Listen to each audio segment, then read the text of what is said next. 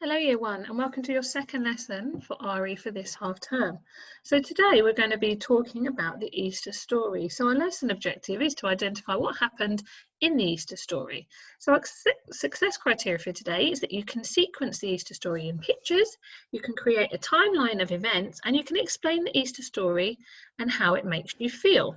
So before we make a start, we're going to go through our knowing more, remembering more.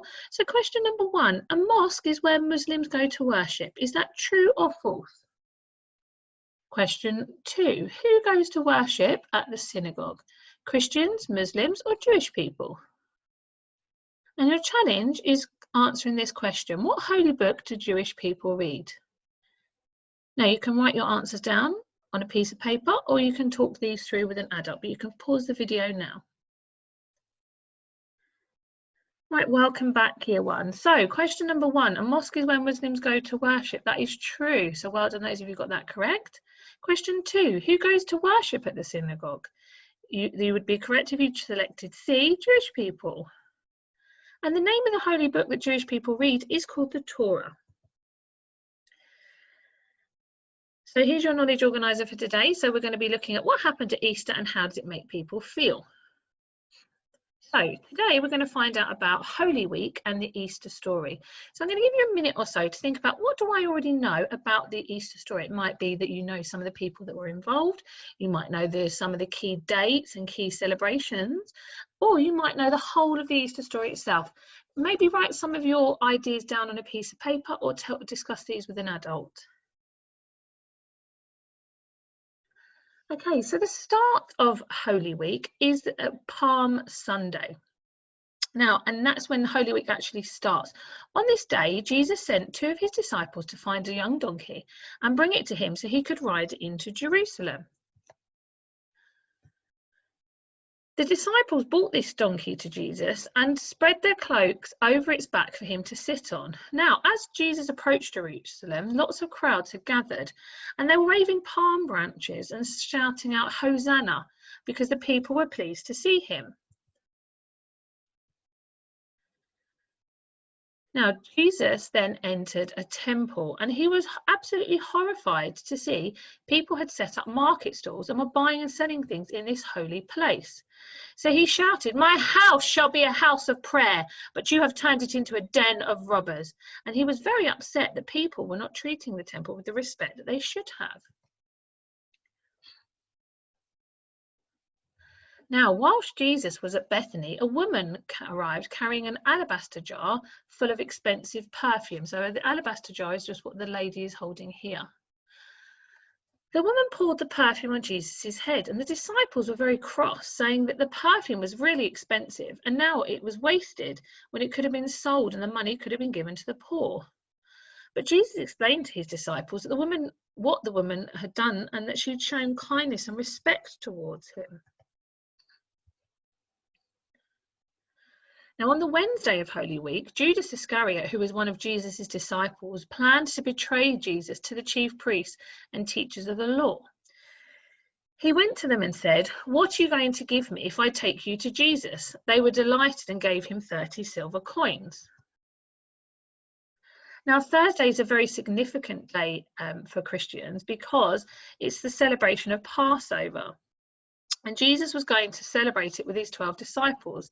And he asked them to take them to an upstairs room and prepared a meal. And this is the scene that you see in many pictures, and it's quite a well-recognized picture of that we call the Last Supper, when Jesus ate his last meal with his disciples and spoke about the idea of his body and the blood represented by the bread and the wine.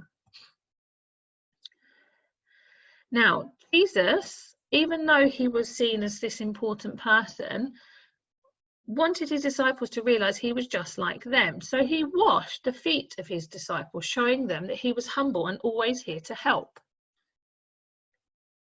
Now, on the Thursday, Jesus and the 12 disciples went to the Mount of Olives, and it was here that Jesus spoke to Peter. He said that before the cock crows 3 times today, you will say that you do not know me 3 times. Peter was very upset and said he would never betray the Lord in that way. and that he never will. Jesus then went to the Garden of Gethsemane, and he went to pray on the Mount of Olives. He asked the disciples to keep watch, but they fell asleep. Now on the Friday morning, a crowd of people had arrived. Some were soldiers and some were priests. Suddenly, Judas Iscariot stepped forward. He walked towards Jesus and he said, "Rabbi," which means teacher, and kissed him on the cheek. That was a sign that he'd agreed with the priests, so they knew exactly who Jesus was. Then soldiers stepped forward and grabbed Jesus. One of his friends brandished their sword to protect him and cut one of the servant's ears off. Jesus cried, "No more of this," and he healed the man's ear. As Jesus was led away, his disciples ran into the darkness because they were too afraid that they might get arrested too. Then we talk about Good Friday. Jesus was taken to the Roman governor Pontius Pilate. Pilate wanted nothing to do with this decision, as he knew Jesus had not done anything wrong. He got a bowl of water and washed his hands in front of everyone. "This is nothing to do with me. I wash my hands of all responsibility." Jesus was taken away where the soldiers laughed at him, beat him, stripped him of his clothes, and instead put a scarlet cloak around him. They put a crown of thorns on his head and laughed, saying, "Look at the King of the Jews." As Jesus was being led away to be crucified, the soldiers saw a man called Simon walking along the path. They made Simon carry the huge wooden cross for Jesus. After a long walk in the hot sun, they reached Golgotha, which is where Jesus was to be crucified. Jesus was crucified on the hill between two other prisoners. The chief priests laughed and jeered at Jesus, saying, "Come down from the cross then if you're the King of the Jews. Prove to us you can save yourself." Then that day the sky turned black and Jesus cried out to God. Someone nearby soaked a sponge in wine and held it up to Jesus to drink from it, and soon after Jesus died. Jesus' body was placed in a tomb and a large stone wall was rolled across the entrance. Jesus' friends and disciples were very sad. On the Sunday morning, Mary Magdalene and another lady, also called Mary, went to the tomb. When they arrived, they saw that the stone had been rolled away, and an angel was there. The women were overjoyed and ran to tell the disciples what had happened.